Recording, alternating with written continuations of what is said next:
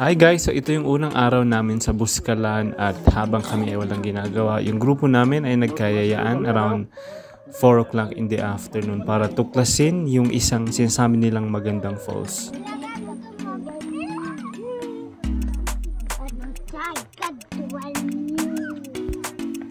Isa sa mga dahilan kung bakit dinarayo ang lugar nito ay hindi lang dahil kay Apo Wang-od, kundi dahil ito ay may napakagandang kalikasan.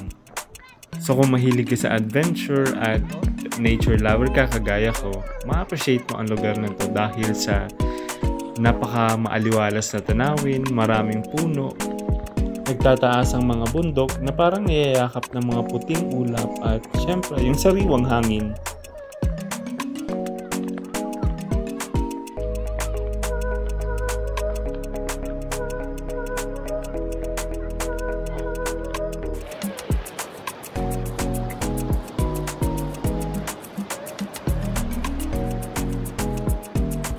So ito na guys, finally after mga 20 minutes na pababang lakaran, nakarating din kami sa tinatawag nilang Tumaniw Falls.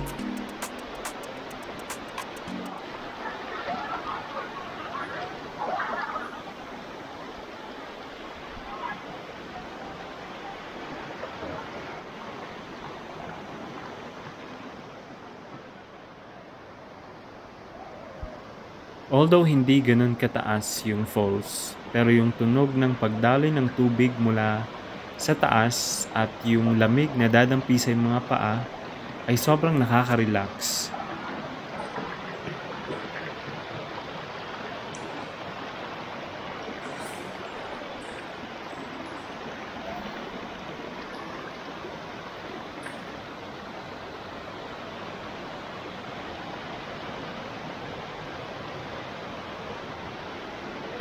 We were so lucky kasi yung grupo pa lang namin yung nandun sa lugar. So sobrang na-enjoy namin talaga yung place.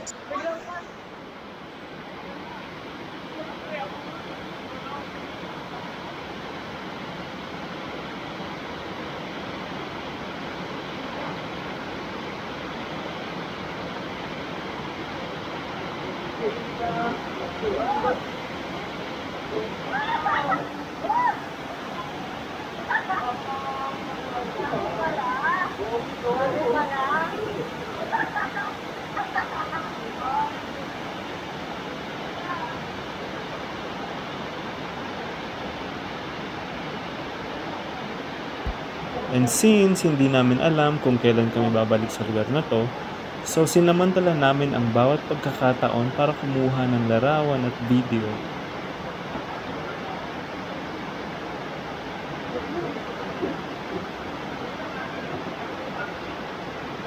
Hindi rin kami masyado nakaligo kasi sobrang lamig ng tubig at mostly sa amin ay pagod at puyat galing sa biyahe.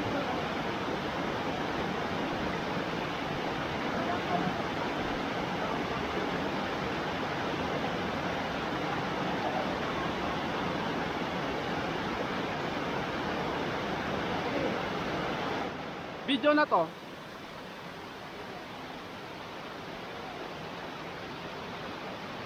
Hoy, emote, emote.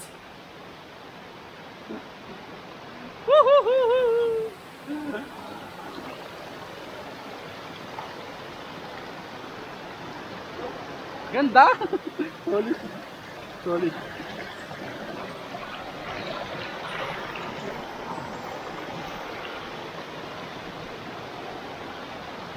Grabe no, photoshoot. Oh, nakuha mo ba ako? Oh. Sabi. Hawakan mo muna to. Bigyan mo sila. So there you go guys sa maikling adventure namin sa Tumaniw Falls. So kung sino man sa inyo yung mga nagbabalak makita si Apo Wang-od o bumisita dito sa Buskalan, Kalinga, you have to make sure na mabisita nyo rin ang lugar nito. See you sa next adventure. Until then,